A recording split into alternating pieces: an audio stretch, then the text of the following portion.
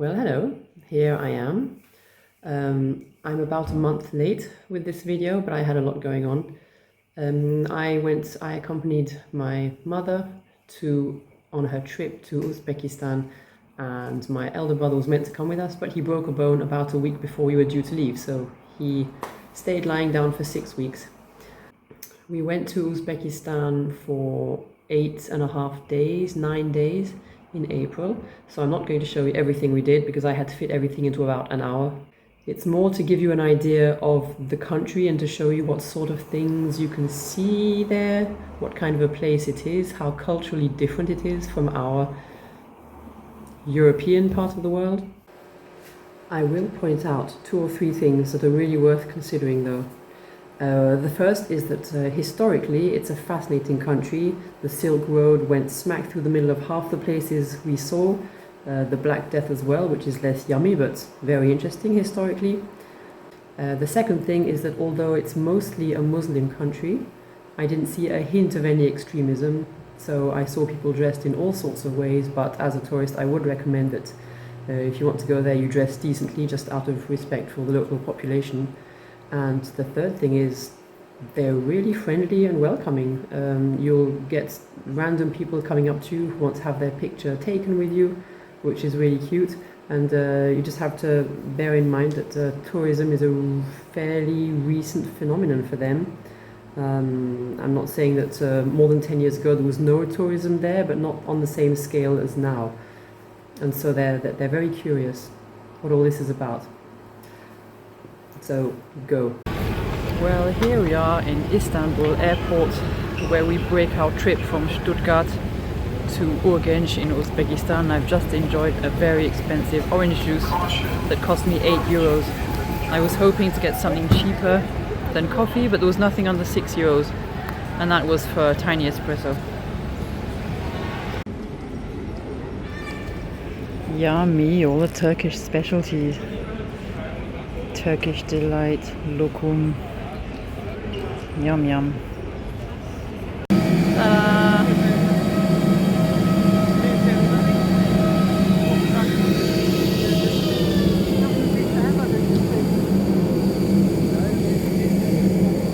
Lovely airport building, very in character. Yep. That's a cotton field before it's planted up. Oui, c'est les Russes qui ont décidé d'utiliser l'eau pour faire du coton. C'est des gens riches qui habitent ici ou c'est des gens normaux? Normaux, oui, oui. C'est des belles maisons, hein? Ah oui, c'est typique ouzbek.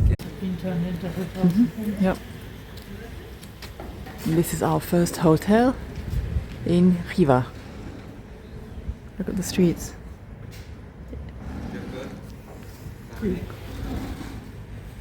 We've just arrived this morning on the plane and look at this door. Oh, it's incredible. And here we are at the entrance.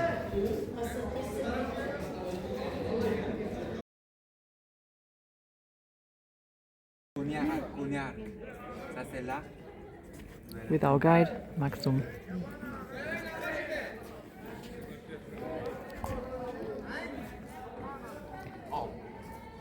It's impressive.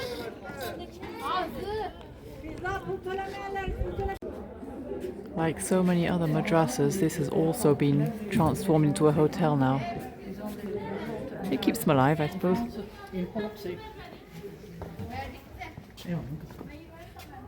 Notre maison date de 1660 à peu près. On a 2 maisons.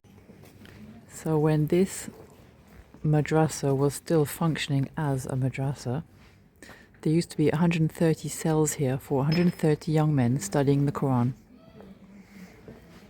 Now it's a hotel, so this is the inside court of the hotel. It's very peaceful. The tourists haven't all arrived yet. It's only about 9 in the morning, so it's quite calm still.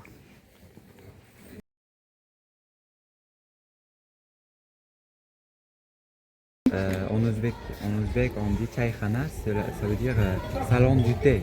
Oui, oui. Dans oui. chaque quartier, il y a des chaykhanas. Kalte salon du Minor. thé. Les hommes The small tower. c'est Marina, pardon. Alors,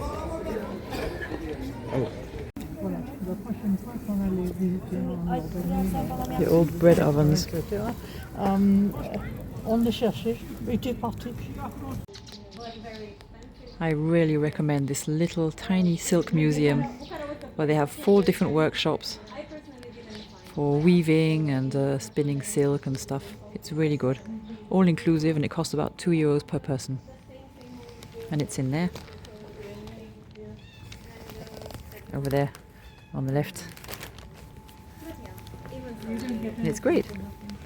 A lot of fun. Very friendly ladies who all speak English, mostly.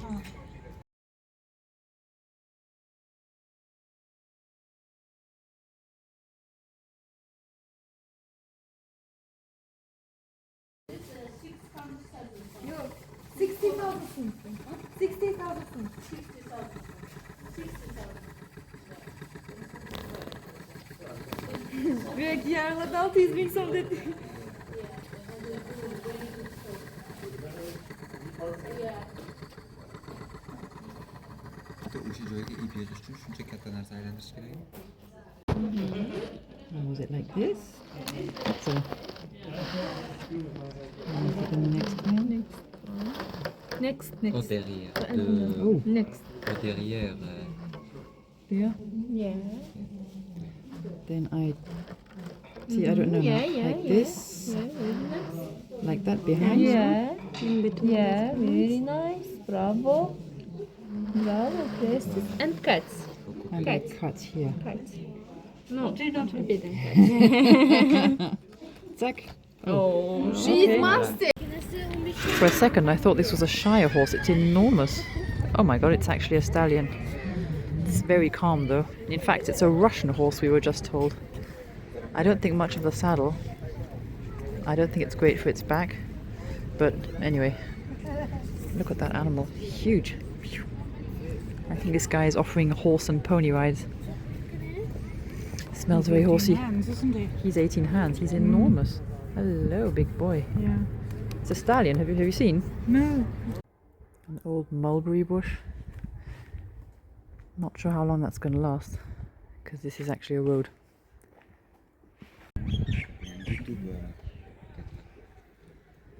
There seems to be 2 pigeons here in Uzbekistan. 2 sorts of birds. One is the pigeon and the other is the myna bird. There's one there. And there's one singing a little song up on this telegraph post. When you look at this wall, this fortification on the outside of the old city of Khiva, our guide has told us, well, it was built in the 9th and 10th centuries, but the inside of the city was built before the birth of Jesus. That makes it pretty old, I reckon. Still in fantastic condition. Obviously it's had repairs, but just look at it. It's gorgeous.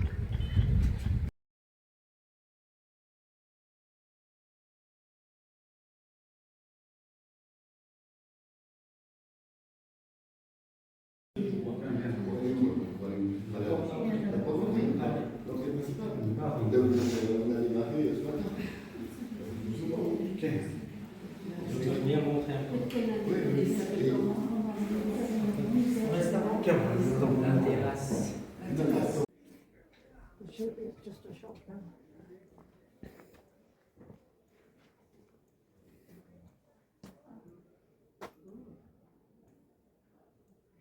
It's just a shop now. It's not a madrasa or anything else anymore. Elles n'ont pas les coins métalliques. Pour les toucher, voilà. And here we are in this very famous madrasa that has over 200 of these wooden columns, carved columns. Some are genuine old ones, like this, and others have had to be replaced because of the wear and tear of time. like this one. But still, this too in time will get old. In between each column it's 3 point something meters, and at the moment half of it is cut off for works. The ceiling is beautiful too, and when you enter the door, which is just over there, you're overcome or overwhelmed by this lovely smell of wood. I'm not sure which wood it's made of, but it's a very nice place to be here. They've done quite a lot of work, you can see. A few replacements have been made. I don't know if they're going to carve this, because this is as yet uncarved. And the others are all carved in their very typical fashion, carved all the way down. And then there's a very, very narrow bit just at the bottom. Oh, so our guide has just told us that it's elm wood and walnut wood.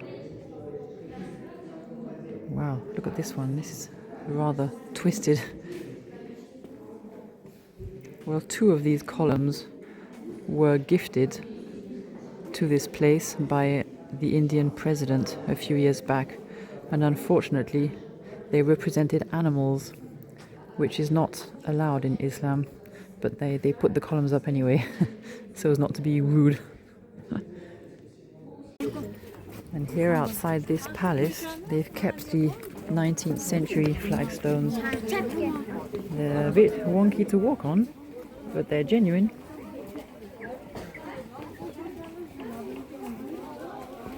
It's a magnificent country here.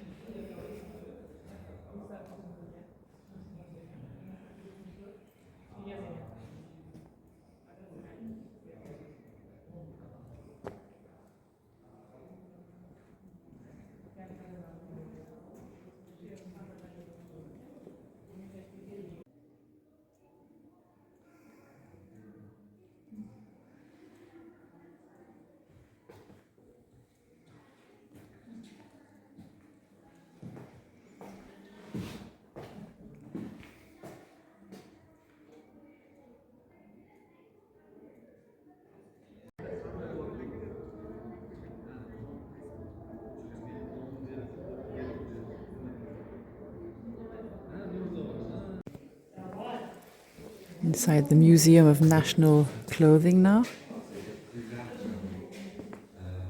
Lots of silk dresses and coats. Beautiful patterns.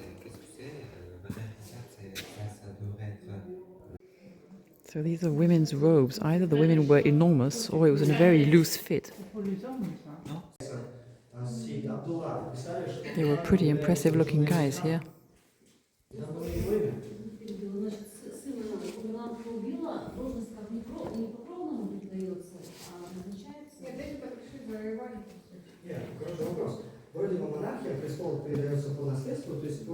And at night, everything is lit up.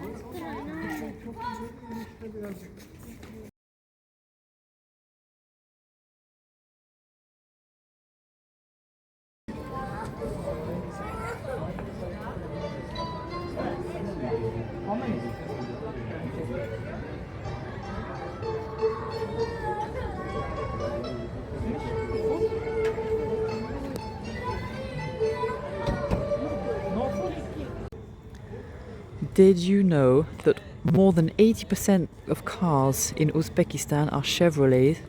I don't know how that came to be, but that's how it is. So others are now coming to Uzbekistan, but Chevrolets are still definitely the majority.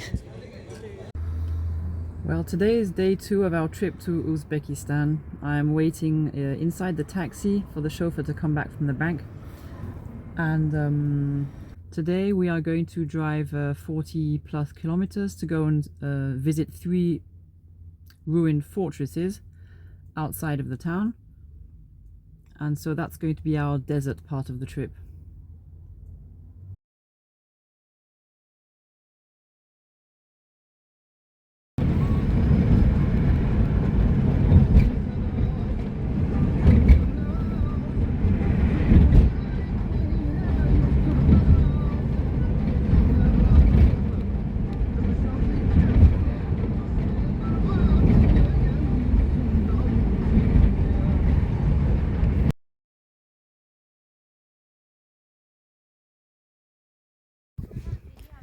Well, here we are. In fact, we drove much further than I thought. This is about 80 kilometers outside of Khiva, where we were this morning. And this was a castle, a fortress, built from the 2nd, I think he said, to the 4th century BC. So it's very ancient. And I'm surprised by the number of people who have come to see it, because it's really quite remote. It's in the Red Desert, he called it. And it's really quite desolate around here. I mean, there are animals in each desert, but the plants growing here are quite amazing. I have no idea what they're called. Our guide doesn't know it either. But I'd say they're rather rubbery plants. And there are these funny little, I don't know if they're lizards running around. They have their tails up and they're really fast.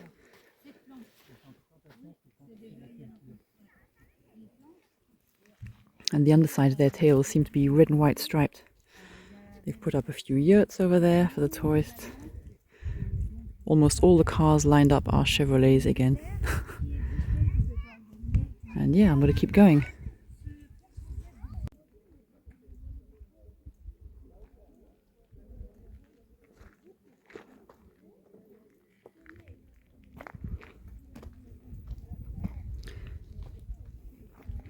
Time has destroyed a lot of it. This is the inside.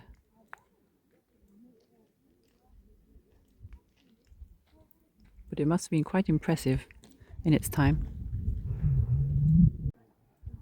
We have some quite spectacular views here. I'm on the sentinel path between the two walls. This is quite a nice leftover piece. Lots of other tourists coming up behind me. I'm going to try not to slip here. Might just cost me my life or a broken leg. And there is below another ruin, which we could see clearly from the road we arrived on over there. It's a good thing it's windy today, because it's really quite warm and it's only April. So this fortress was built back then, way back then, to protect the land from nomadic attacks. There were various tribes who sought to steal the land, and this was to protect it. There's a funny dog here, very intrigued by the lizards.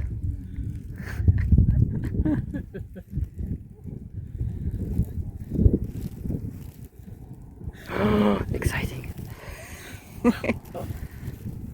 think he might be a stray though. He doesn't look very groomed or anything.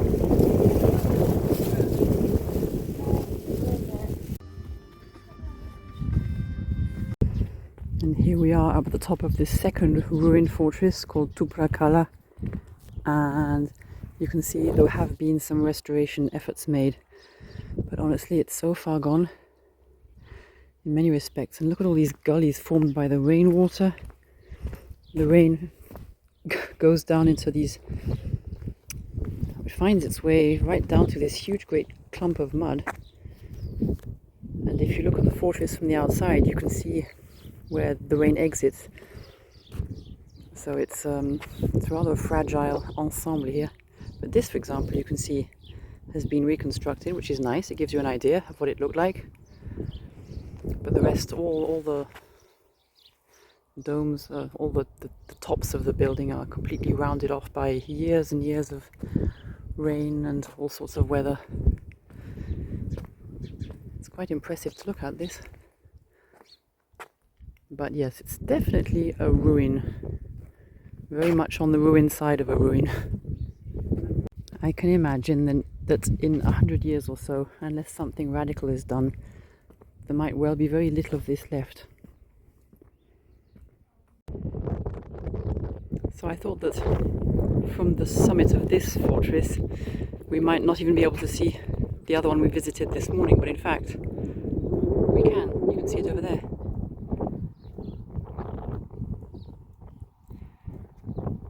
Anyway, so that's this one. Pretty impressive. Reminds me of that place in Peru. Vaguely.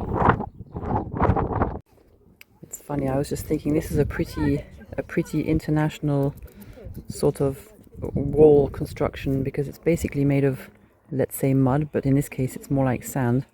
mixed with water and straw. And this is the same mixture basically as what they used in Normandy to build walls of their half-timbered houses, except that they added their horse hair or cow hair, whatever.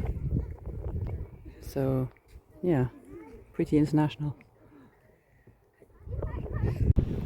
And the last one, which is Kizil color, half restored, really beautiful.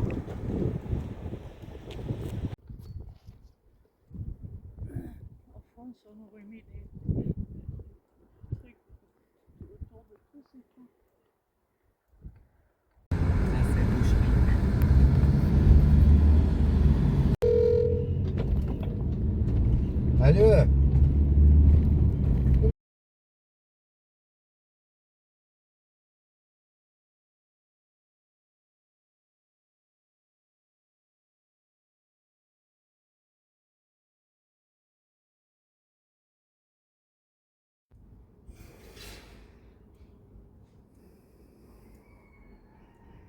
Well, this was a very beautifully done little hotel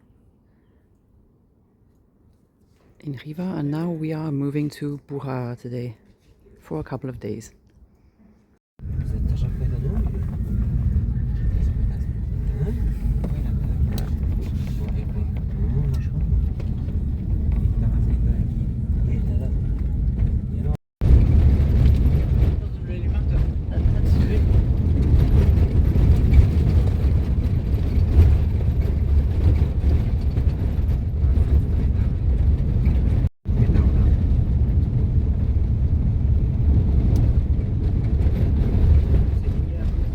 The shores of the Abu Darya, and on the other side is Turkmenistan.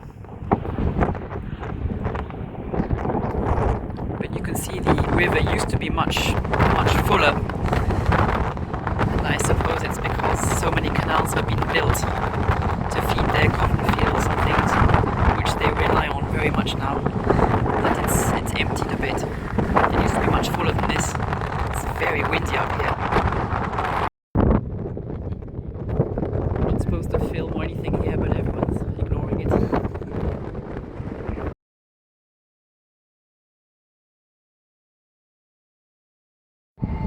So nothing's wasted, and this is the rest of the cotton plants from last year, which were harvested, and they use this to put in their little ovens over there. Well, we've stopped off on our 450-kilometer desert road from one town to the other in this very fancy restaurant where they have a separation for the tourists and the taxi drivers. The taxi drivers get a free meal because they bring the tourists to the region. And we've ordered beer. It's not regional, but never mind, a drink's a drink. In Uzbekistan, they don't seem to use knives at all. In one restaurant we were offered knives, but that's it. It's the Uzbeki way, apparently.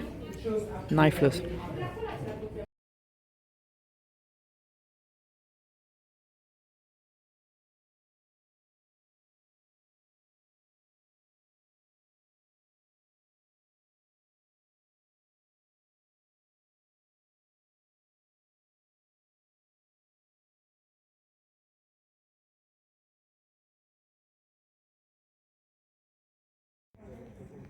Well, here we are at the probably oldest mosque, maybe one of the oldest monuments here in Bukhara. And it says on the plaque at the front, 12th to 16th century, I think. But it says on many other documents on the internet, among others, for what that's worth, that some parts of it are from the 9th century. So that's pretty ancient, and the outside hasn't been restored at all. So you can tell just how old it is. All this is original.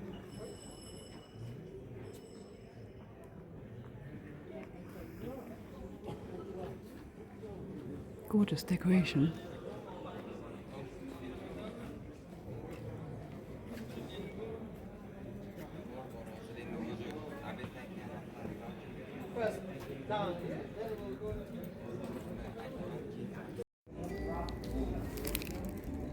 Uzbek pigeons. They're so cute. And they've got these funny marks on their chests Yes, as well. they're really sweet.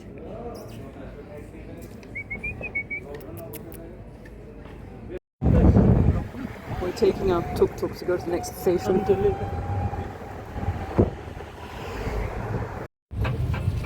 Bonjour, comment ça va?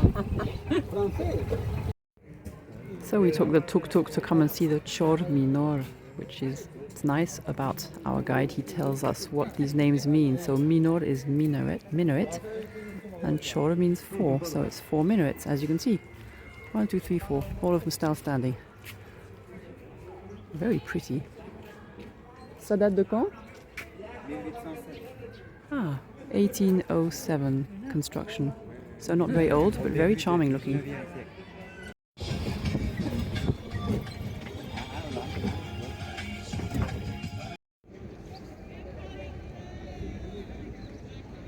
And the old fortress outside the town, they've left this unrestored.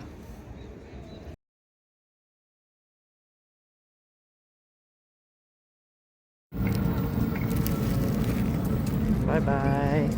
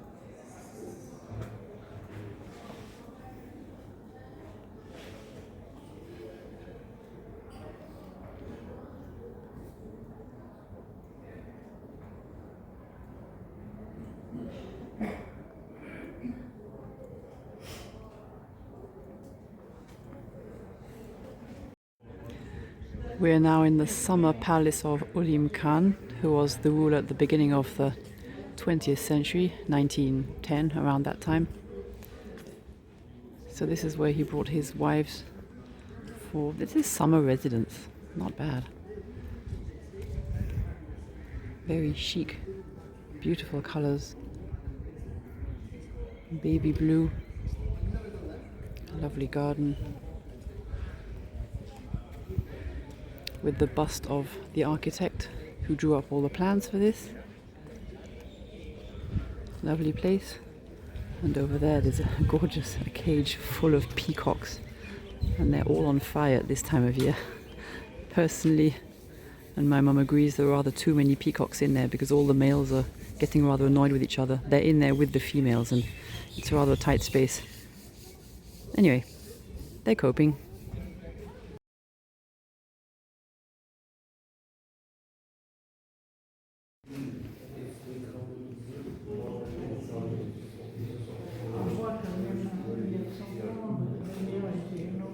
Very elaborate decoration, amazing.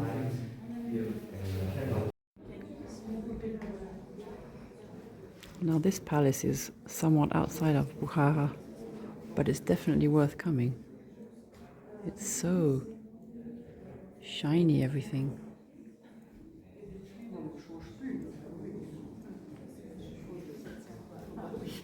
Lots of artifacts from back in the day.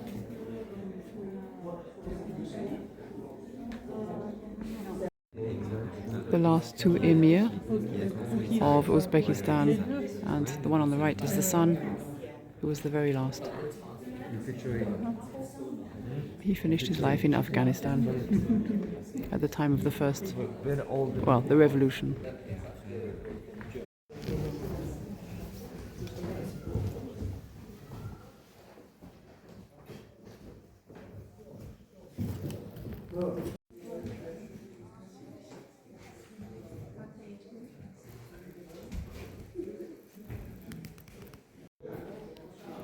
We're in the guest house here.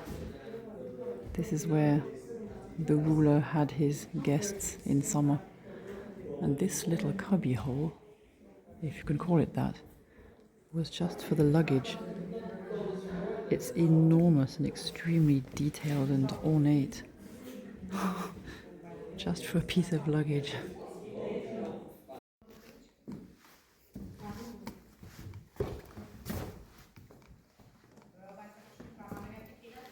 They were big men, these. Wow.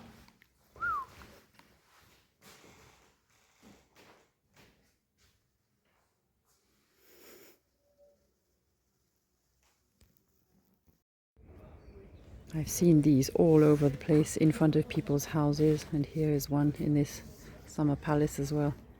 You can sit on here, you can lie on them.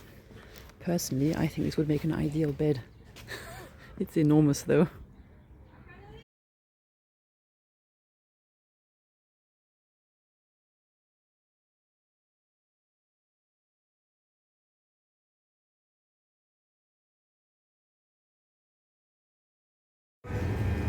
And here we are at Bukhara railway station. We're about to take the fast train, which is called Afrosiyob.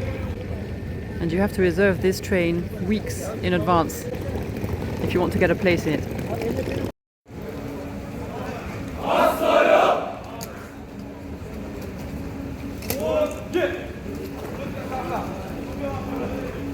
And march. En télé. On fait en liste aussi. Floods on the road. On devrait récupérer cette eau au lieu de... Mais le canal, il est où? Hein? Le canal, il est où? S'il y a, oui, C'est où? c'est à Samarkand, sous terre.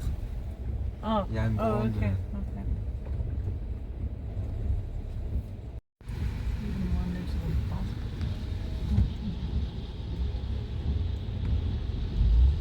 Ça arrive souvent la pluie comme ça, qui inonde tout. Oui, essentiellement au printemps Ouais. et au mois de septembre, octobre. Ah.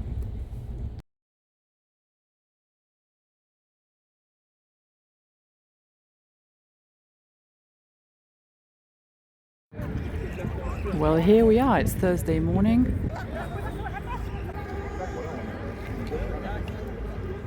Gorgeous sunshine. It was meant to be rain today, but never mind. I'll take this. I don't have my sunglasses, but never mind. So this was the first one to be built, the first medresa to be built in the 15th century, ordered by Ulubeg, who was the famous astrologer. So this is from the 15th century. 100 years later, 200 years later, the second one was built in the same style to respect the style of the first, and this one was the third to be built. And just recently the dome was restored, so it's absolutely gleaming today. It's gorgeous. Just look at that.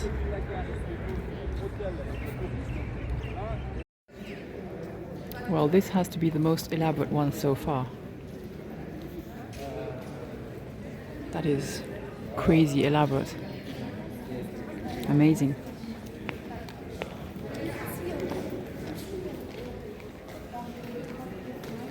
Just look at the detail.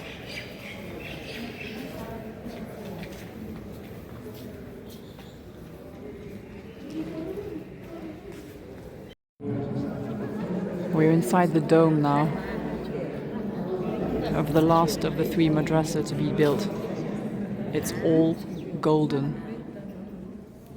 It's gorgeous.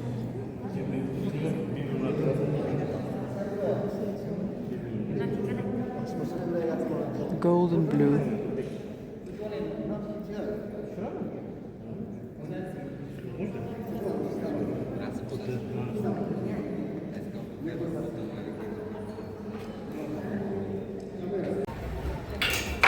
Ongoing deconstruction work before they restore something, no doubt.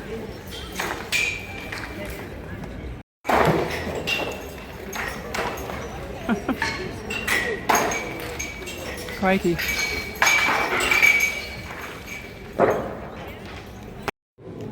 Well, here is a costume of a dervish, who were the poorest people to be found here in Uzbekistan. Now, they have nothing to do with the spinning dervishes you'll see in Istanbul.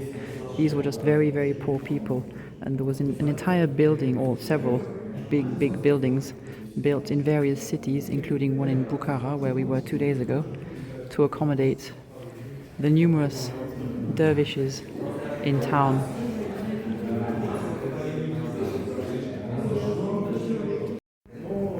I would say that this tiny little museum, it's basically just a lot of old pictures, is maybe one of the more interesting places I've seen, because it gives you insight into the lives of these people 100 years ago or more. It's funny because here you can stumble across Uzbek people who just want to have their picture taken with you. They don't know who you are, you've never seen them before, and they're really happy to have their picture taken with you. It's really cute.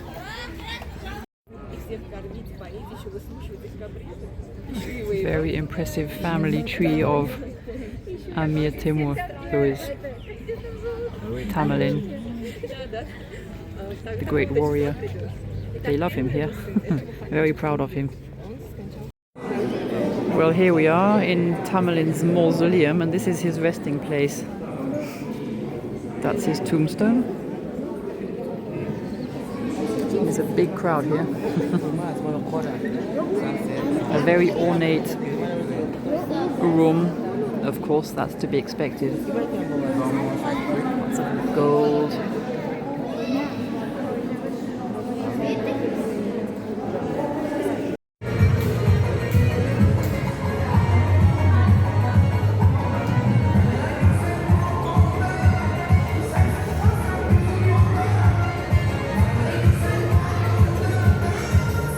We're going to eat outside where there's less noise.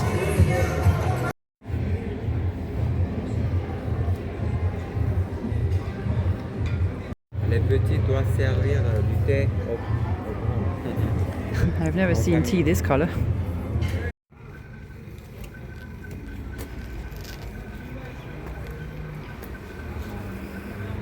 Really deep gutters, I suppose. It's for the rain. When it rains here, it rains hard.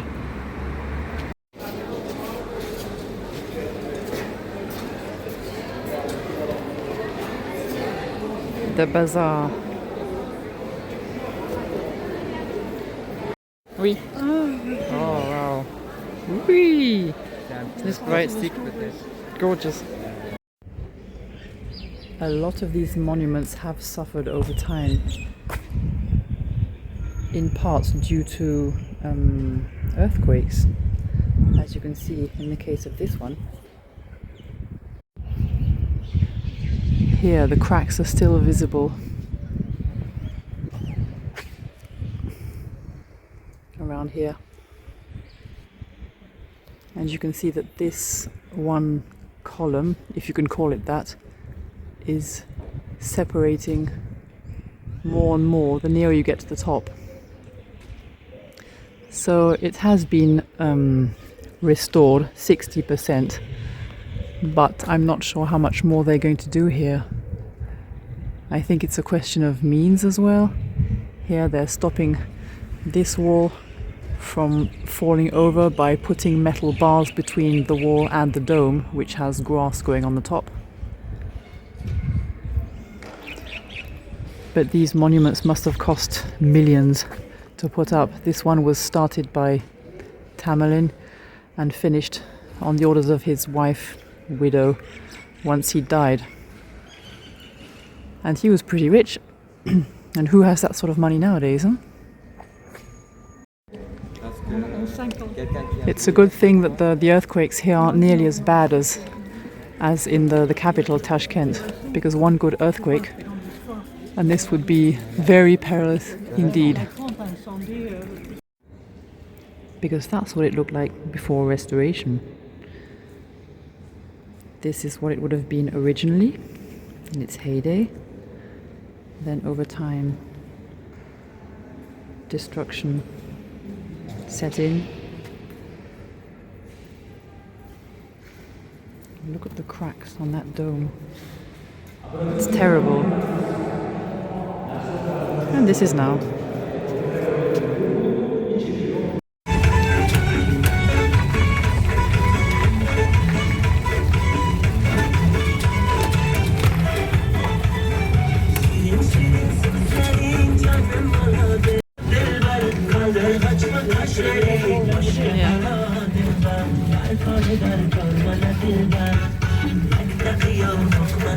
All good fun.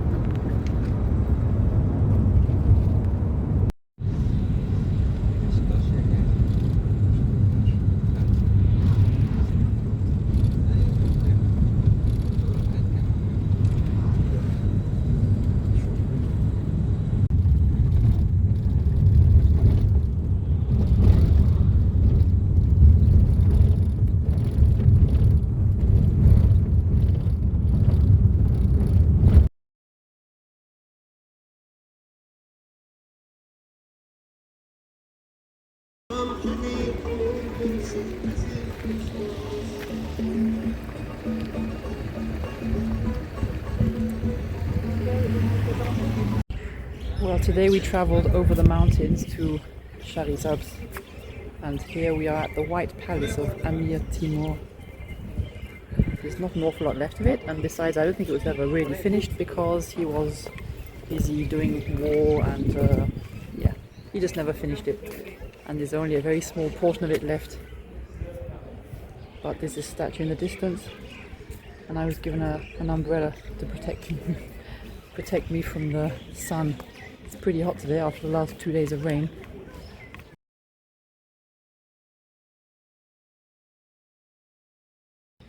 And here's the great man himself in the distance. Huge statue. There seems to be a big statue of him in all the main cities here.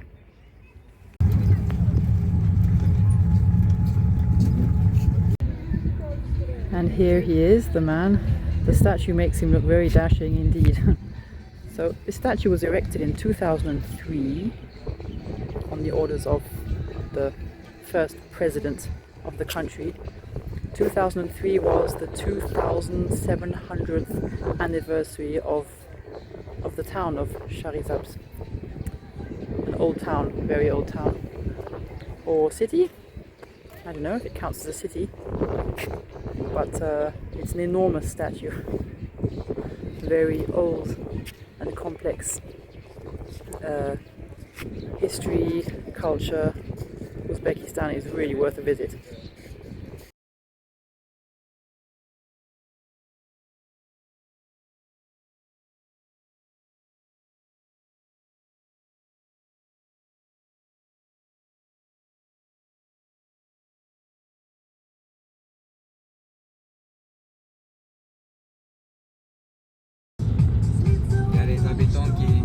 Qui laisse et après qu'il rentre à la maison.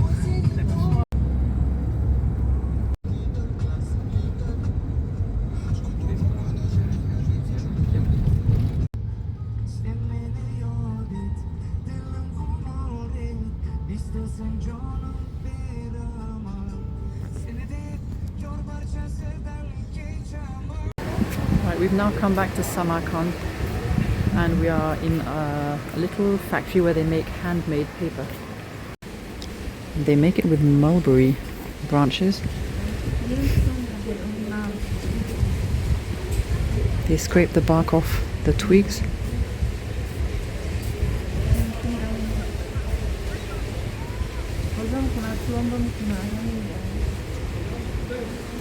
Then they boil it for a certain time here in these big cauldrons.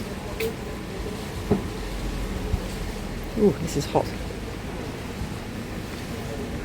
Then they mix it all up.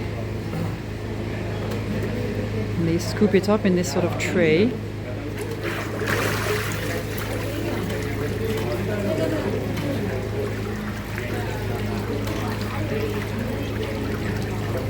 Make sure a lot of the water drops off, drips off.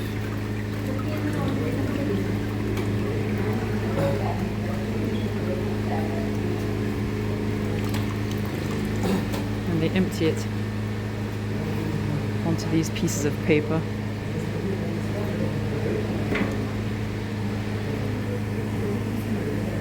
Which they then separate. And then they stick these sheets of paper on these boards where they dry. All these ones. And when they're completely dry, they peel them off, where they then look like this. Very thin, rather uneven, but made the old-fashioned way.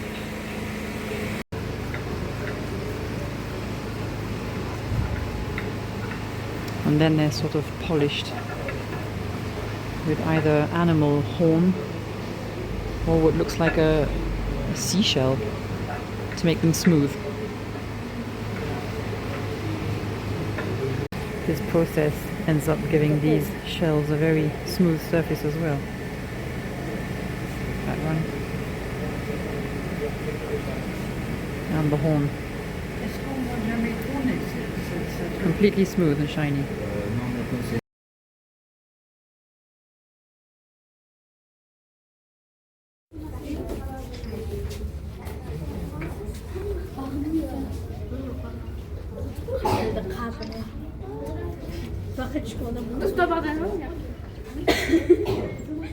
This was only rediscovered in the 20th century by a Russian archaeologist. This is Lubek's sextant. It was buried. It was destroyed by the Mongols. Constructed in 1420, I think. Must have been enormous. This is only a part of it that's left. Very impressive.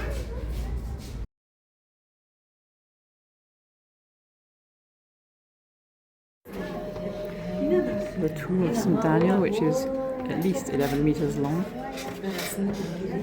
Presumably so that anyone who tried to steal a part of it would not know which end to start at.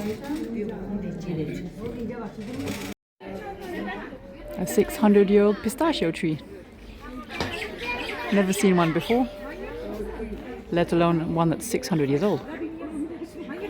Very well known one.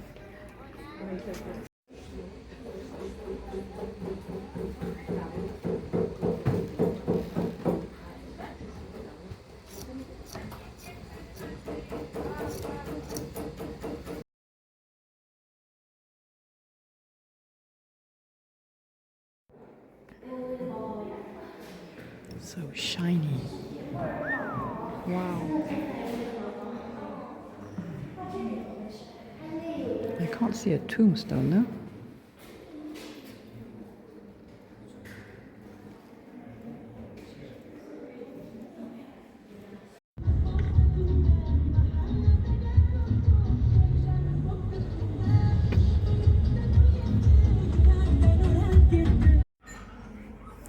This is traditional Uzbek bread.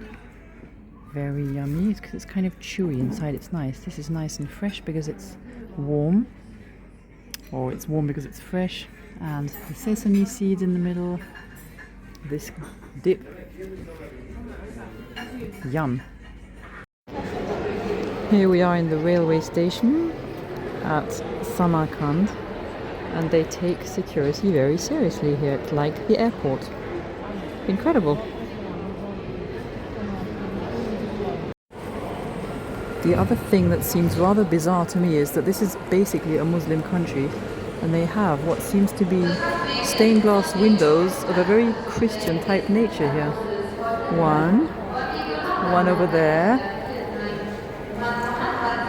and another one there. I mean, those look like saints to me. Correct me if I'm wrong.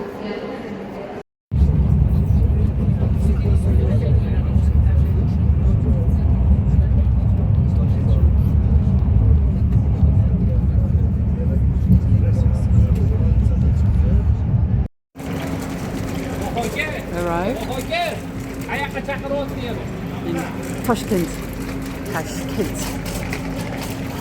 Well, the fast train is wonderful.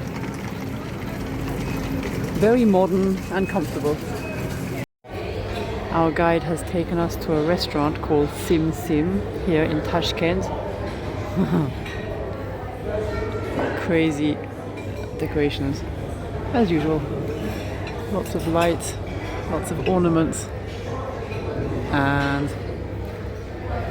the menus are in Russian and English.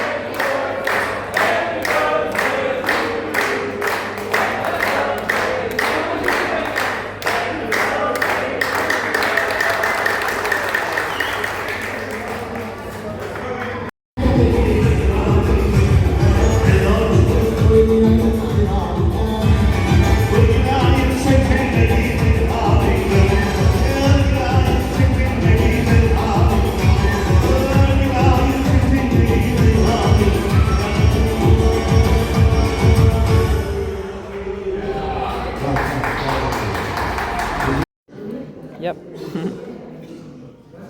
Jewel box. Clever.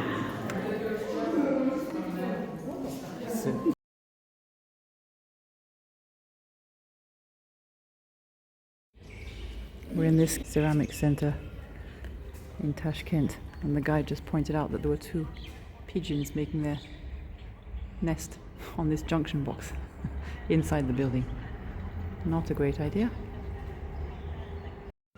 That's the bazaar. This is a very local bazaar in the sense of it doesn't have an awful lot of touristy stuff, souvenirs inside. It's more nuts and fruit and textile, that sort of stuff.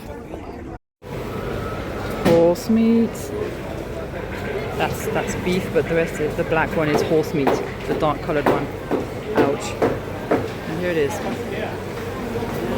The domed market. Lots of food here, mostly. Our guide recommends that we eat here.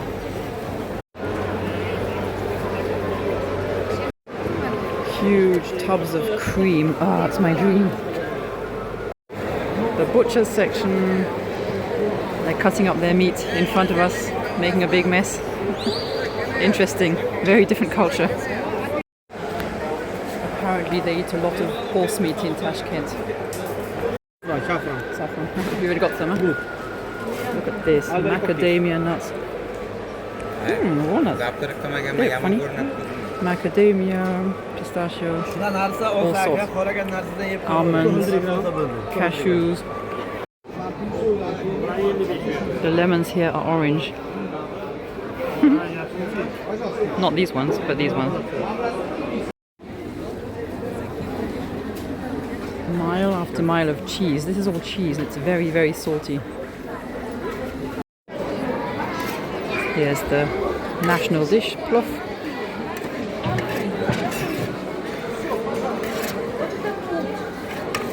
with the eggs, the meat, the vegetables, chickpeas, a lot of oil at the bottom, and rice. Quail's eggs.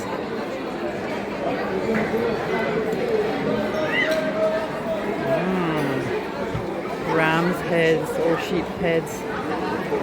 This is the sort of thing we're not used to anymore, not used to seeing. Not in Europe anyway.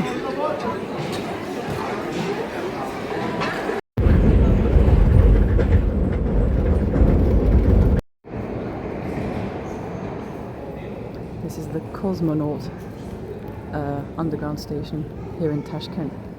Quite fun.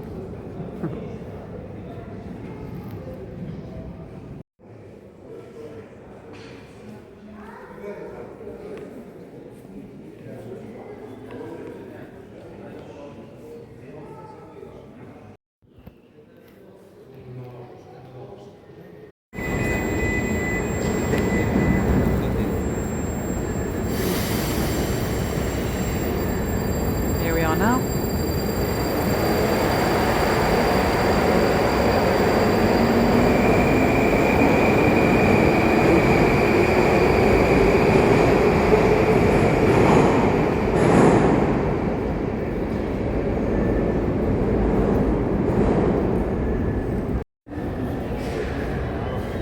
This guy was a poet and author, and here there are his 5 books which are depicted on the walls of this underground.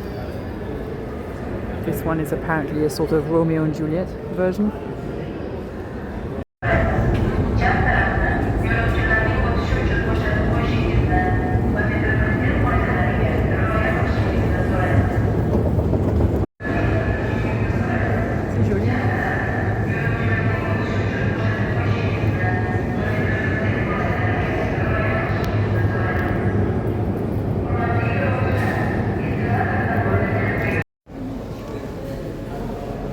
Another station. They really are beautifully decorated. This is a great favorite.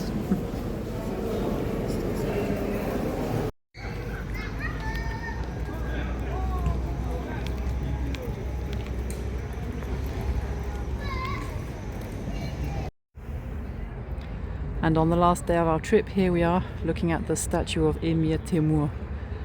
I think there are enormous statues of him in at least 3 cities in Uzbekistan. And yeah, I can't stress how important this guy is for the Uzbeks. Gorgeous statue, although he's reined his horse in rather hard. A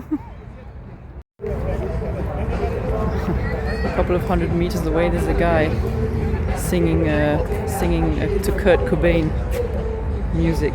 Interesting mixture.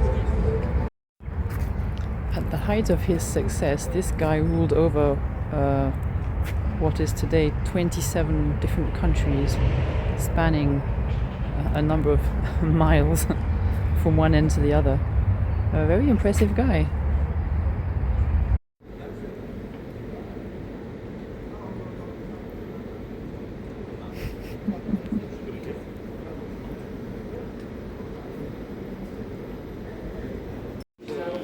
We're inside the Uzbekistan hotel, which is just next to the statue of Emir Timur.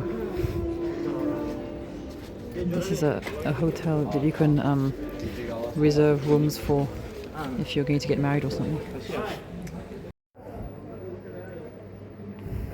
Very chic.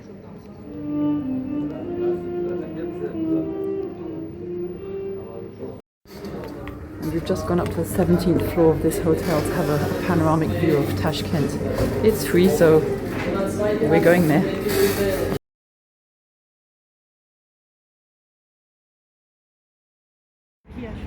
We're having a look at the beautiful opera house now. I think it looks very harmonious. Lovely columns. It's built in a certain style. He said it was built. They started to build it in 1939, so that was just the beginning of the Second World War. And because of the war and what happened, it was just a bit complicated. It took them 18 years to finish it. So there you are.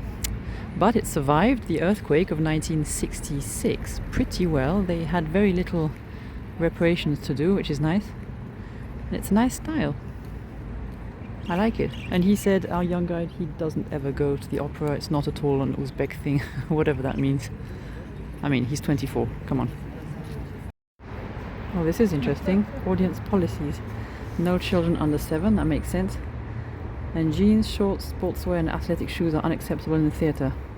That's good. And here we are now, one of the final stops in Tashkent. This is the Courage Monument, or Monument to Courage. So it's depicting the courage of the people of Tashkent, who on the 26th of April 1966 woke up to an enormous earthquake of 8.3 or 8.4, I think he said, on the Richter scale, which is pretty bad. It destroyed a huge portion of the city. So here is the family man protecting his family from the earthquake. Touching statue. And that's it. That's the Independence Monument. Yep, we're leaving tomorrow morning at 2:20. Our plane is taking off. So that's that.